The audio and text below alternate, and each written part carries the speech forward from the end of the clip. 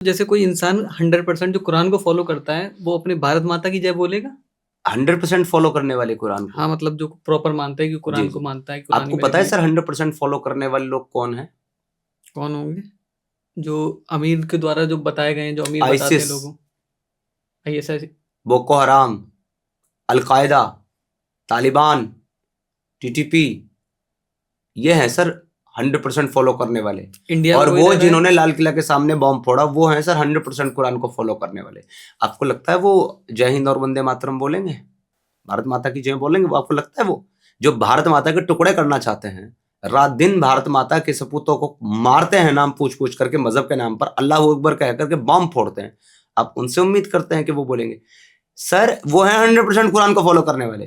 یہ جو بھارت کے مسلمان ہیں نا، جنہوں نے کبھی قرآن پڑھا نہیں ہے، جن کو پتا نہیں قرآن کے اندر کیا لکھا ہے، جن کو پتا نہیں ہے اسلام کیا ہے، وہ صرف اسلام کو اتنا جانتے ہیں جتنا ان کا ملا مولوی ان کو بتاتا ہے۔ ان کو آپ 100% مسلمان نہیں کہہ سکتے، ان کو تو آپ اچھے مسلمان بھی نہیں کہہ سکتے۔ یہ انسان اچھے ہو سکتے ہیں پر یہ مسلمان بہت برے ہیں، کیونکہ بھائی یہ قرآن کو فالو نہیں کر رہے ہیں۔ کوئی مسلمان جو بھارت کے اندر رہ رہا ہے اور اس کا وچار یہ نہیں ہے کہ مجھے بھارت کے اندر کافروں کی یہ جو حکومت ہے اس کا تختہ پلٹ کرنا ہے، ہم کو اس کے خلاف ہم کو جنگ لڑنی ہے، ہم کو غزوہ ہند کرنا ہے اور ہم کو اسلامی حکومت قائم کرنی ہے دیش کے اندر، جس مسلمان کا بھارت میں رہتے ہوئے یہ وچار نہیں ہے وہ مسلمان بھارت میں رہتے ہوئے کافر ہے according to Quran.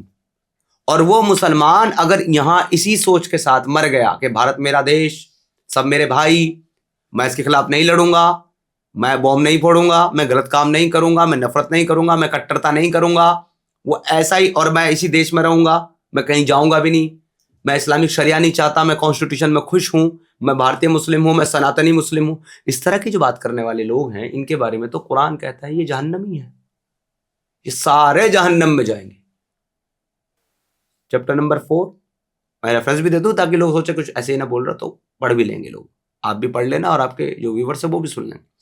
Chapter number 4 verse number 97 کہتی ہے کہ ایسے لوگ جن کی روح فرشتے قبض کرتے یعنی نکالتے ہیں، ان سے پوچھتے ہیں کہ تم اپنی زمین میں کس حال میں تھے، جہاں تم رہتے تھے وہاں تم کس حال میں تھے؟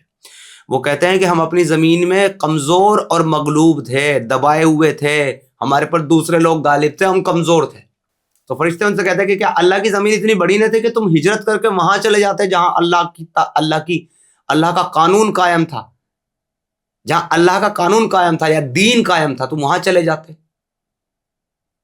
تو یہی وہ لوگ ہیں جن کا ٹھکانہ جہنم ہے، اور وہ پہنچنے کی کتنی بری جگہ ہے، یہ قرآن کہہ رہا ہے، میں نہیں کہہ رہا۔ اب آپ سوچو بھارت کے اندر جو آدمی رہتا ہے تو بھارت میں کس کی حکومت ہے؟ مسلمانوں کی کیا کافروں کی؟ کافروں کی۔ کافر کون ہے؟ جو اللہ کو اللہ نہیں مانتا، محمد کو رسول نہیں مانتا، قرآن کو اللہ کی کتاب نہیں مانتا، اسلام کو اپنا دین نہیں مانتا۔ اب چاہے وہ کسی اور گاڈ کو مانتا ہو یا نہ مانتا ہو، وہ کافر ہے جو اللہ کا اور اللہ کے رسول کا انکار کرنے والا ہے۔ تو اب دیش کے اندر حکومت کس کی ہے؟ BJP کی ہے۔ BJP اللہ کی عبادت کرتی ہے؟ محمد صلی اللہ علیہ وسلم کو نبی مانتی ہے؟ مودی جی صبح شام جا کر کے 5 ٹائم نماز پڑھتے ہیں، تو کون ہے؟ کافر ہے۔ اور مسلمان کس کی حکومت میں رہ رہا ہے پھر یہاں؟ BJP کی، کافروں کی حکومت میں۔ تو کافروں کی حکومت میں رہنے والوں کا ٹھکانہ کیا ہے؟ یہ تو جہنم ہو گیا۔ جی ہاں، تو اس لیے جتنے بھی بھارت کے اندر لبرل اور سیکولر مسلمان ہیں، ریشنل مسلمان ہیں، جو اپنے دیش سے پیار کرتے ہیں، وہ انسان تو اچھے ہیں، دیش بھکت تو اچھے ہیں، لیکن مسلمان بہت برے ہیں۔ مسلمان جہنمی ہے، وہ مسلمان، مطلب مسلم کے حساب سے according to Islam, according to Quran, اچھے اور سچے مسلمان اور جنتی مسلمان وہ ہیں جو جہاد فی سبیل اللہ کریں، قاتل الذین لا یؤمنون کریں، جو اللہ اور اللہ کے رسول کے اوپر ایمان نہیں رکھتے، ان کے ساتھ جنگ لڑیں، ان سے جزیہ لیں، جب تک وہ اسلام قبول نہ کر لیں ان کے ساتھ لڑتے رہیں، اور اے نبی تم ان کے ساتھ لڑائی کرتے رہو جب تک فتنہ دنیا سے ختم نہ ہو جائے اور دین صرف اللہ کا نہ ہو جائے، یعنی صرف اسلام نہ قائم ہو جائے ساری دنیا کے اندر۔ وہیں رسول اللہ کہتے ہیں I have been commanded to fight with those who disbelieve with Allah till they say لا الہ الا اللہ محمد رسول اللہ۔ مجھے حکم دیا گیا ان لوگوں کے ساتھ لڑنے کا جو ڈسبلیور ہے، کافر ہے، جب تک یہ کلمہ لا الہ الا اللہ پڑھ کے مسلمان نہ ہو جائے۔ کنتم خیر امۃ اخرجت للناس تأمرون بالمعروف وتنہون عن المنکر وتؤمنون باللہ، تم بہترین امت ہو، قرآن کہتا ہے مسلمانوں کو تم بہترین لوگ ہو, بہترین قوم ہو, جو لوگوں کو فائدہ پہنچانے کے لیے نکالی گئی ہو, بھیجی گئی ہو. وہ فائدہ کیا ہے کہ تم لوگوں کو حق کی طرف بلاتے ہو, اسلام کی طرف بلاتے ہو, اور برائی, شرک اور کفر سے روکتے ہو. تو بہترین کس کو کہہ رہا ہے قرآن؟ جو کافروں کو روکتے ہیں کفر کرنے سے. اور ایسے روکنے کے کتنے درجے؟ تین درجوں میں روک سکتا ہے. پہلا درجہ, اگر تمہارے پاس طاقت ہے ہاتھ سے روک دو. جیسے کہ محمد گوری نے, محمد بن قاسم نے, اورنگزیب نے ہاتھ سے روکا نا, تلوار سے بتوں کو توڑا, آئیڈل کو توڑا. محمد صاحب نے مکہ کے اندر, مکہ کو فتح کرنے کے بعد 360 آئیڈل کو لکڑی مار مار کے توڑا. اسے کہتے ہیں ہاتھ سے روکنا. ہاتھ سے روک دو. ہاتھ سے روکنے کی طاقت نہیں ہے.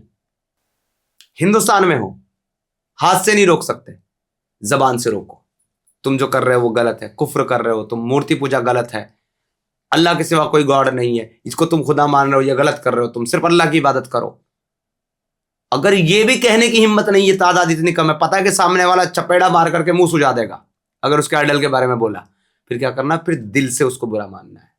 کہتے ہیں یہ بہت گندا گھٹیا آدمی ہے, یہ مورتی پوجا کرتا ہے, یہ جہنم ہے سالہ, یہ جہنم میں جائے گا, اللہ کا دشمن ہے. اور جب وہ مر جائے اس حال میں اور اس کی ارتھی جا رہی ہو, تو اس کو دیکھ کر کے کہنا ہے فی ناری جہنم, کافر جہنم میں پہنچ گیا. یہ ہیں درجے ایمان کے. اگر کوئی ہاتھ سے بھی نہیں روکتا, زبان سے بھی نہیں کہتا, اور دل سے برا بھی نہیں سمجھتا, کہتا ہے سب بھائی ہیں, سب کا اپنا مذہب ہے, رہنے دو, تو اس سے کم درجہ اسلام میں ایمان کا نہیں ہے. یہ ایمان والا ہی نہیں ہے, اس کا ٹھکانہ جہنم ہے.